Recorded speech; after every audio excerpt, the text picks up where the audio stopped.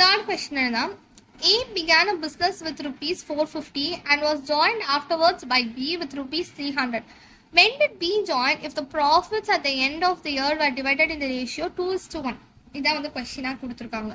So இப்போ நம்ம என்ன பண்ணணும், A/B உடைய ப்ராஃபிட்டோட ரேஷியோ வந்து 2:1 தந்துட்டாங்க. நம்ம அப்போ எப்படி எடுப்போம், இன்வெஸ்ட்மெண்ட் இன்டு டைமா. A இன்வெஸ்ட் பண்ணுற அமௌண்ட் 450, எவ்வளோ duration end of the year தான் உங்கள் ப்ராஃபிட் கால்குலேட் பண்ணாங்க அப்படின்னா 1 இயருக்கு இருந்துருப்பாங்க இன்டூ 12. நெக்ஸ்ட் பி இன்வெஸ்ட் பண்ணுற அமௌண்ட் 300, பியோடைய டைம் தான் தெரியல, நம்ம அதான் கண்டுபிடிக்கணும். ஸோ இது எழுதியாச்சா. இப்போ நம்ம இந்த ரேஷியோவில் எப்படி எழுதலாம், 2/1 ஈக்குவல் டு 450 × 12 டிவைடட் பை 300ன்னு எழுதியிருக்கோம். இது கேன்சல் பண்ணியாச்சு. 10 3 4 and then 5ல கேன்சல் பண்ணுறோம் அண்ட் 2 கேன்சல் 9.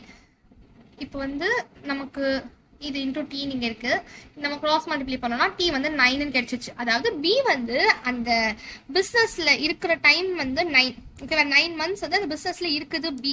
பட் கொஸ்டின் என்னன்னா பி வந்து எப்போ ஜாயின் பண்ணியிருப்பாங்க அந்த பிஸ்னஸில், அதான் கொஸ்டின். அப்போ 12 months டியூரேஷன் தான், அதில் 9 months தான் பி இருக்குது. அப்போ 12 - 9 என்னன்னா 3. After 3 months, B joins the business. That's the answer. After 3 months. After 3 months, B joins with A.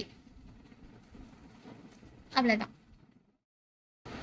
Fourth question. A, B and C invested capitals in the ratio 2:3:5. Investment ஓட ratio கொடுத்துறாங்க. I1:2, I2:I3. என்னன்ட்டு 2:3:5. The timing of their investments being in the ratio.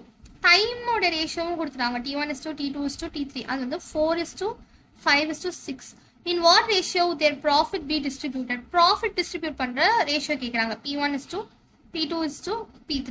Formula already நான் சொல்லியிருந்தேன்னா I1 × T1 I2 × T2 I3 × T3. இதாவது நம்ம எல்லாத்தையும் multiply பண்ணால் கிடச்சிடும். 2 × 4 3 × 5 5 × 6 8 15 30. அவ்வளோதான். இதுதான் நம்மளோட ஆன்சர். தேங்க்யூ.